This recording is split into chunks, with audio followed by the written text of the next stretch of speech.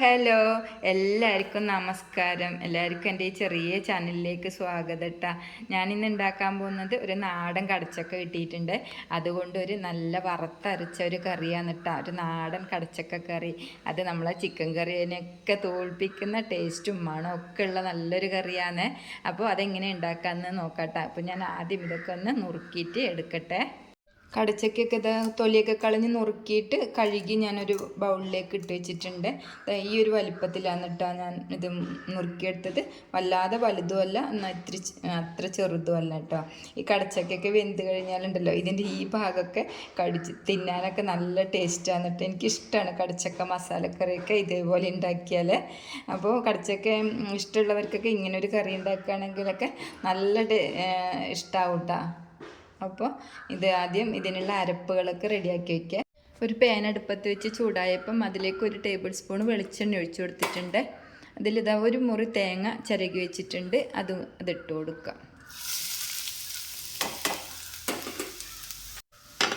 ഒരു വലിയ ഉള്ളിയുടെ ഒരു കഷ്ണം ഇങ്ങനെ ചെറുതായിട്ടൊന്ന് കട്ട് ചെയ്തതും 2 തണ്ട് കറിവേപ്പിൻ്റെ ഇലയും കൂടി ഇട്ട് ഇതൊന്ന് വറുത്തെടുക്കുക. മീഡിയം ഫ്ലെയിമിലിട്ടിട്ട് തേങ്ങ കരിയൊന്നും ചെയ്യാതെ നന്നായിട്ടൊന്ന് വറുത്തെടുക്കുക കേട്ടോ. ഒരു ഏകദേശം ഒരു ബ്രൗൺ കളറാവുന്നവരെ തേങ്ങ കുറച്ചൊന്നാവുമ്പോൾ ഇതിലേക്ക് നമുക്ക് പൊടികളൊക്കെ ചേർത്ത് കൊടുക്കണം.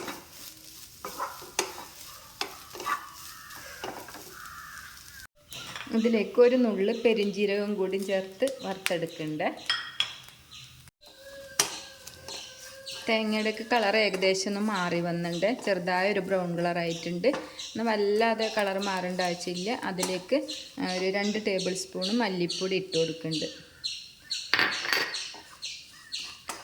മല്ലിപ്പൊടീൻ്റെ ഒരു പച്ചമണൊക്കെ പോകുന്നവരെ ഒന്നിങ്ങനെ ഇളക്കിയെടുക്കുക.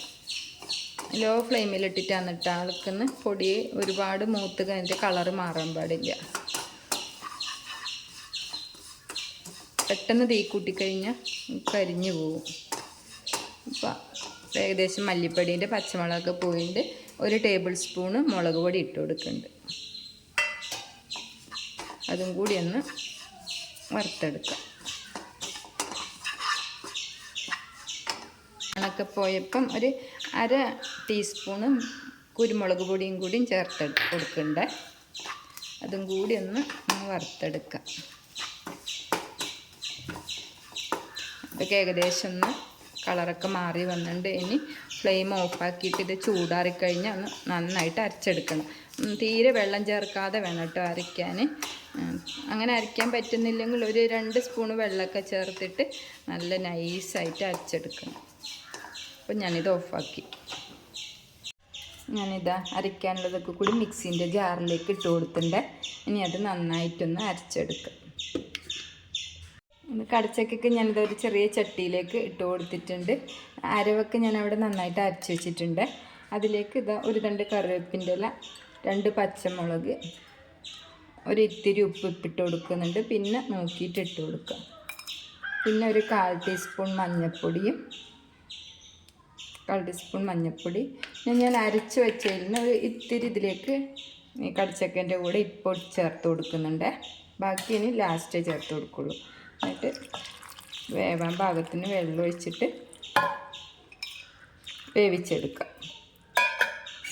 വെറും പച്ചവെള്ളത്തിൽ വേവിക്കണതിനെക്കാട്ടും നല്ലതിങ്ങനെ കുറച്ച് അരവും ചേർത്തിട്ടൊന്ന് വേവിച്ചെടുത്ത് കഴിഞ്ഞാൽ ഈ കഷ്ണത്തിലൊക്കെ അരവൊക്കെ പിടിക്കും.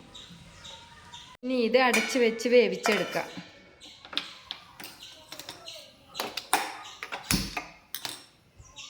ഇനി വെന്തോന്ന് തുറന്ന് നോക്കാട്ടോ.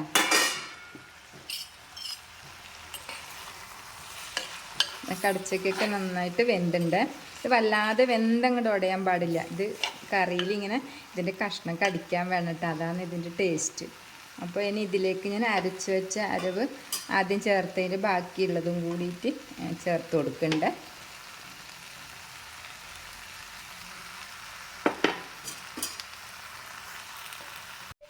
ഇനി മിക്സിയിൽ ഞാൻ അരച്ച മിക്സിയിൽ കുറച്ച് വെള്ളം ഒഴിച്ച് കൊടുത്തിട്ടുണ്ട്. അതും കൂടി ഒന്ന് ചേർത്ത് കൊടുക്കുക. ഇത് ഓരോരുത്തർക്ക് ആവശ്യം ഇങ്ങനെ വെച്ചാൽ അതിനുള്ള വെള്ളം ആക്കാം കേട്ടോ. പക്ഷേ കടച്ചക്ക ഇങ്ങനെ കുറുകിയ കറിയാന്ന് നല്ല ടേസ്റ്റ്. ഒരുപാട് ലൂസായിപ്പോയാൽ അതിൻ്റെ രുചി കിട്ടില്ല. നല്ല കട്ടയായിട്ടുള്ള കറിയാണ് നല്ല.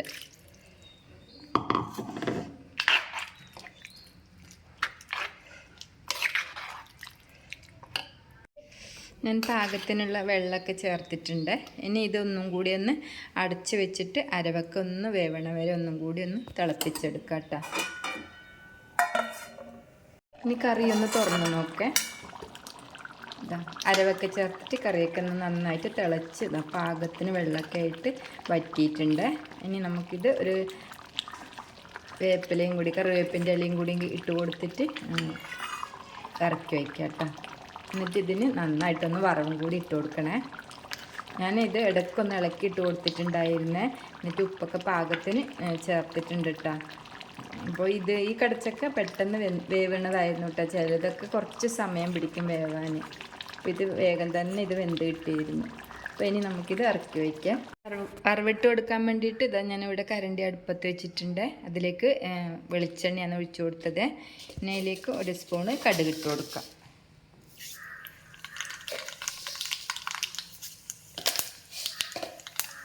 പൊട്ടി 2 വറ്റൻമുളക് നടുകെ പൊട്ടിച്ചതാണ്, അതും കൂടി ഇട്ട് കൊടുക്കുന്നുണ്ട്. അതിലേക്ക് ഒരു 5-6 ചെറിയുള്ളി അരിഞ്ഞതും 1 തണ്ട് കറിവേപ്പിൻ്റെ ഇലയും കൂടി ഇട്ട് കൊടുക്കാം.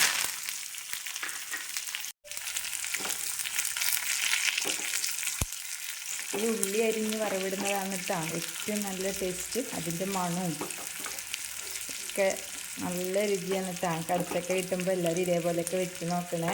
ചിലപ്പോൾ എല്ലാവർക്കും അറിയുന്നുണ്ടാവുക, എന്നാലും ഞാനിങ്ങനെയൊക്കെയാണ് കേട്ടോ വയ്ക്കൽ. ഇത് നമുക്ക് ദോശയ്ക്കൊക്കെ കാലത്തൊക്കെ ദോശയ്ക്ക് ഉണ്ടാക്കി അതിനൊക്കെ പറ്റുന്ന ഒരു നല്ലൊരു മസാലക്കറിയാണ് കേട്ടോ. വറുത്തരച്ച് ചിക്കൻ കറിയോടൊപ്പം നിൽക്കുന്ന അടിപൊളി ഒരു കറിയാണ്. വീഡിയോ കാണുന്നതിൻ്റെ ഇടയിൽ ഇഷ്ടമായ എല്ലാവരും ലൈക്ക് സബ്സ്ക്രൈബും കമൻറ്റൊക്കെ തരണം കേട്ടോ.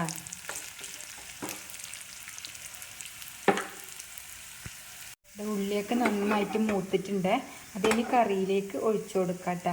ഇതിൽ ഇഷ്ടമുള്ളവർക്ക് വേണമെങ്കിൽ ഇത്തിരി കറി മസാല ചേർത്ത് കൊടുക്കാം. ഞാനതിൻ്റെ മണം ഇഷ്ടമല്ലാതെ കാരണം കേട്ടോ ചേർക്കാതിരുന്നത്.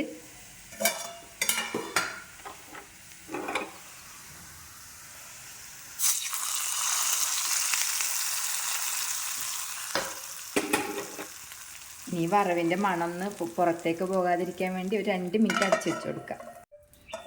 ഇതാ എൻ്റെ കടച്ചക്ക നല്ല വറുത്തരച്ച നാടൻ കടച്ചക്ക കറി ഇവിടെ റെഡി ആയിട്ടുണ്ട് കേട്ടോ. വീഡിയോ കണ്ട് ഇഷ്ടമായ എല്ലാവരും ലൈക്കും സബ്സ്ക്രൈബും കമൻറ്റൊക്കെ തരണേ. നാളെ ഞാൻ വേറൊരു ചെറിയൊരു വീഡിയോ ആയിട്ട് വരാം കേട്ടോ. Thank you.